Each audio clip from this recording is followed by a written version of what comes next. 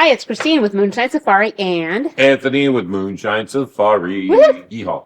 So we are up to episode 6 6. for the Stars version of Outlander, which is the first book. It's essentially covering chapters 12 and 13 of the book. Episode 6 is mostly made up of stuff that's not in the book, but kind of illustrates the difficulties between the English and the Scot. It's another one of those that's kind of made for flavor, and it's good for the flavor, but it brings up stuff like this. It's not really have in the that book. same conflict going inside of me. You're good for flavor? No, the English and the Scots. The English. The constant battle. The constant battle inside of me. I am. I like 46% English and Irish and Scottish, I'm almost the same. Well, and then don't forget, because then I have some of that. So then we add to that for the kids. So they got quite a bit of English and Scottish. Yes. Okay, it opens up with the previous episode's cliffhanger, where the English are asking Claire if she's with Dougal Mackenzie by choice, or if she's being forced. She has this moment where she can kind of go, she could get him if she wanted to, but she doesn't really want to, so she tells him that she's absolutely a guest of Clan Mackenzie.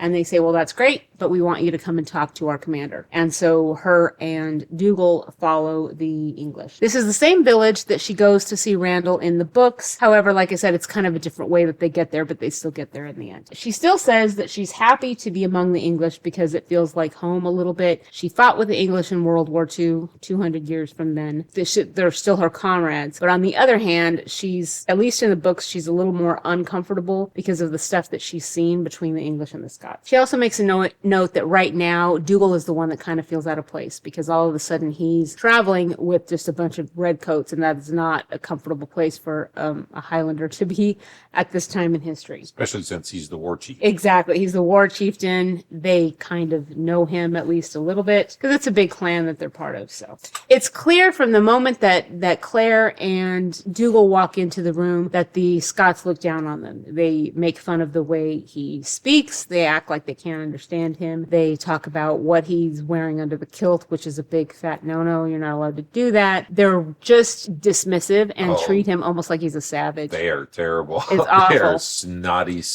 It's disgusting. And Claire's kind of putting up with it because on the one hand, she wants their help because she's hoping that they can get her back to the Stones to get back to Frank Who. But at the same time, she also doesn't like the way that they're treating him. It's just clear and it's obvious and it looks terrible. But he's not afraid. He stands right up to him and goes, hey, if you want to find out, go ahead.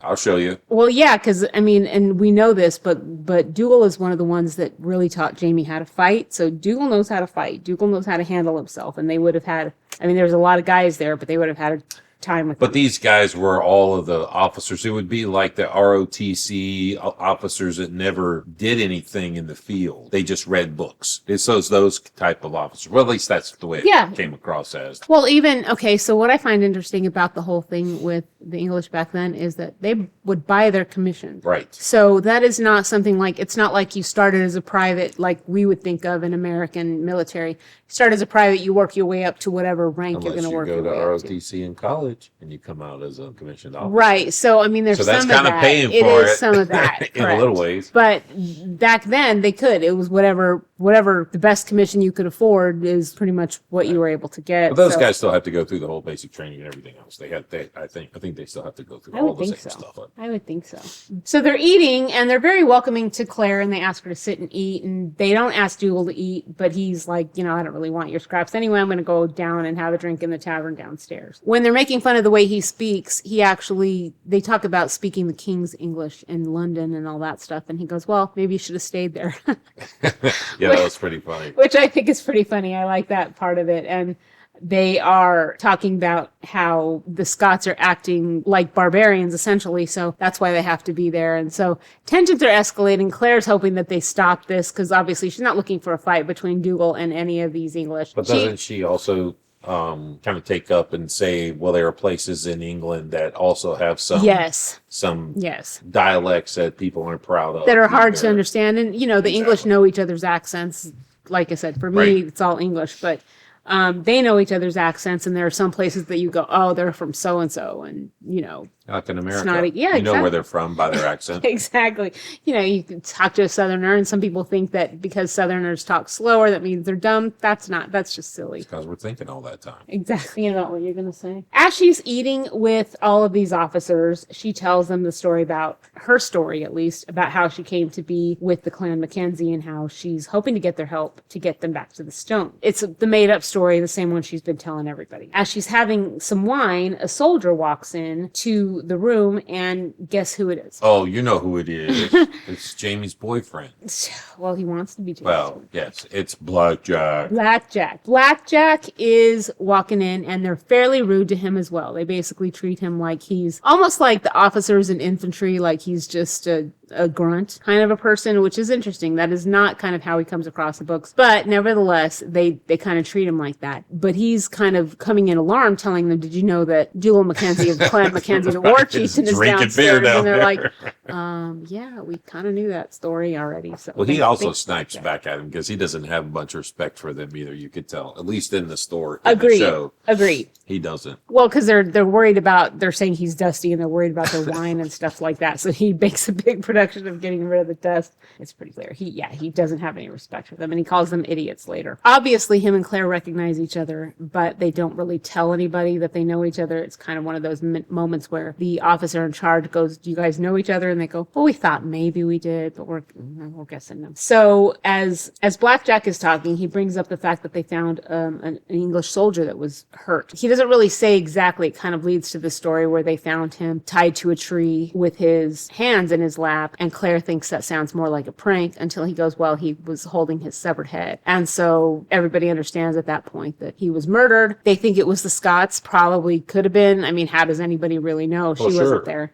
But they start talking about how the Scots are just troublemakers, they're unlawful, and, you know, this is the kind of thing that they do. Claire brings up the fact that she's actually seen some atrocities committed by the English as well. And so right now, she's starting to walk a line that they don't necessarily like. BlackJack mentions that out loud that maybe she's been sleeping with Dougal Mackenzie, because otherwise he can't understand why she would be with them. And everybody takes up for Claire. That's a scurrilous charge. It's one of those things that back in the day you didn't say to proper women. Yes, they were all trying to be gentlemen, which BlackJack Randall is clearly not. He is not one of those.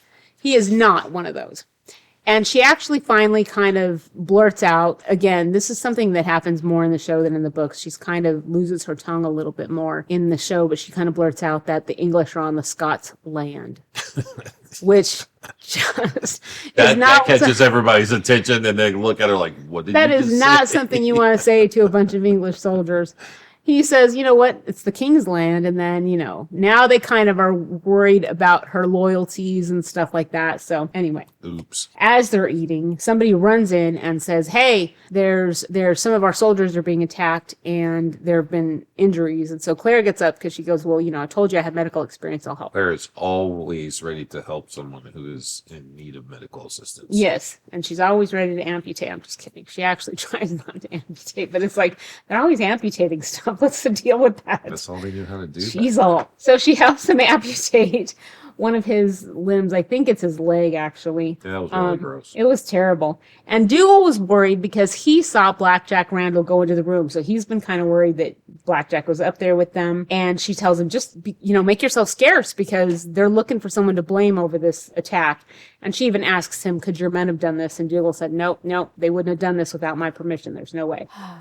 After all the medical stuff is done, she goes back to the room that she was eating with all the men, and all the men are gone because they went to go chase the bad guys that supposedly attacked their soldiers. But who's the only person there? It's BlackJack Randall being shaved by an underling soldier. And it kind of takes you back to a flashback for Claire when she's shaving Frank in the future. And the problem is she's confusing these two men as being similar, and they're not even close to similar. And it was like her past, but her future too. Exactly. It's so crazy. It's so crazy. It's so circle. How does that work? Right. Yeah, it doesn't. Well, in my brain anyway. Is this where he punches her or no? It's coming up. Right. It's coming up. So they start having a conversation again about who she is because basically Randall does not believe her story. They start having a conversation. He's good at playing the cat and mouse game where sometimes he'll act like, oh, I want to be a better man. And then all of a sudden the true him will come out. So she's talking to him and you get to see a little bit more about the games that he plays because he's good at the psychological game. And also it's really weird. He draws a picture of her, which I find interesting. He doesn't do that in the books. It's kind of sort of a bizarre side thing. I don't understand it, but whatever. Because they're getting ready to set you up for what's about to happen. Yes. Okay. Maybe that's it, I guess. Well, some of the conversations, though, are right out of the book, except there's one where she makes up a weird story because when he tells her none of her stories are matching, she goes, well, okay, here's the truth. And she makes up this bizarre story that doesn't happen in the book where she was married to a man that was bad and he hurt her and he was basically, she calls him licentious. So he was just a bad dude and he wanted evil things of her. And she refused him and she had to run away from him dressed only in her shift. And so that's how she tries to make it. She's crying a little bit. Her performance is really good, which is funny because in the books they always say that she has a glass face. She's a terrible liar. Right. But and they try to put that in the story too, in the show as well. But, right. Yeah. But this time, I mean, I thought the performance was pretty good. Like if you were listening to this, you might believe it, but he doesn't believe her. Randall's is better. He doesn't care. So he starts to tell her the flogging story of Jamie from his side of the view. Sure. So he talks about how he hit him. He talks about making the whip on his back essentially a masterpiece of art, which is the weirdest, grossest thing. I swear he almost sounds like a cannibal. It's bizarre when he talks about this stuff. He acts like it's a beautiful art or something. Really, Dougal's the one that kind of tells the whole story in the book because Dougal was there for all of it. And we kind of talked about that in the last chapter. But Randall is telling it in this case from his story. And he's coming off like he's a real person and he's got this struggle inside of him or something and he's trying to come through it and he draws Claire right in. Right. And she buys it. Hook, line, and sinker. She's like, oh, you can be a better man. You can definitely come back. And he's playing on it. And then he helps her to get up and he sucker punches her hardcore in the stomach. I mean, she's winded. She's everything. And as she's laying on the floor, he calls for the younger soldier that's in the room to come over and kick her. Like I said, this doesn't happen in the books, but this is something that he would absolutely do. It absolutely goes along with his character in the books as well. So it's pretty gross. He makes the guy kick him, and when he tries to kind of just sort of kick her, then he's like, that's not enough. You have to kick her really hard. And the kid has to kick her. And he's like upset about it. You can tell, but he does it. But he does it. So they just basically kick the crap out of Claire laying on the floor. Exactly. So as this is happening, Dougal must have heard some of the scuffle and he rushes into the room and he starts to pick her up. And Randall's like, I'm not going to let her go. There are more questions about her origin and all that stuff. And Dougal's like, well, I'm going to take her. She's a guest of Clan Mackenzie. And if you don't let me take her, then you are starting a war right here, right now, today. And it's really nice interaction between Dougal and Randall. And Randall's like, all right, she can go, but you got to bring her back tomorrow. And so Dougal takes her out. He takes her to the sulfur spring, which is very much like the chapter of the book. And he makes her drink some of it. He doesn't tell her why. He just says they need a cool break. And as she drinks it, then he starts asking her, are you a spy for the French or the English? And she says, I've told you, and I've told you, and I've told you. Not either.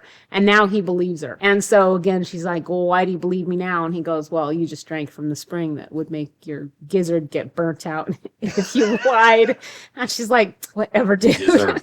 Just whatever, dude. So he says, okay, well, guess what now? You're going to have to get married. And she's like, he goes, the only way I can keep you from going back to see Randall again, which you do not want to do, is by changing you from an English to a Scot. And she goes, well, how do I do that? And he goes, well, you get married. You're going to get married. And she goes, well, who am I supposed to marry? Am I supposed to marry you? And he goes, no.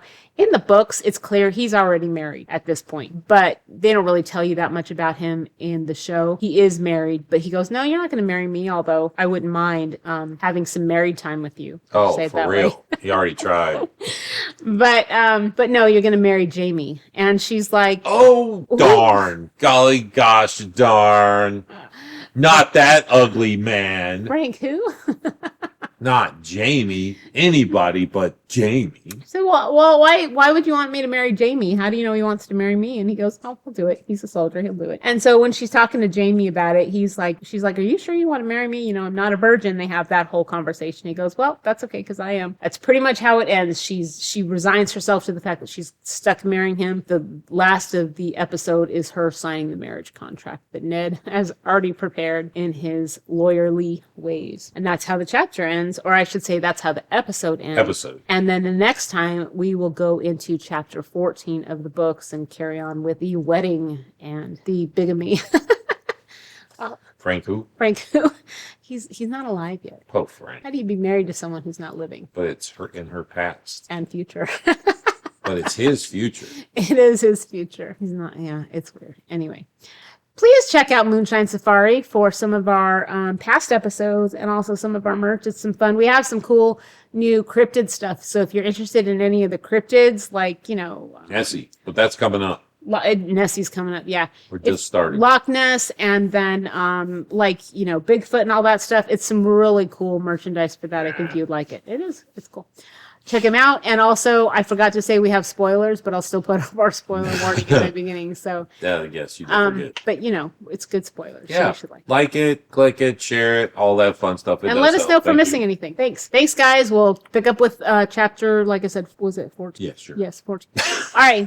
Talk to you later. Bye. Bye.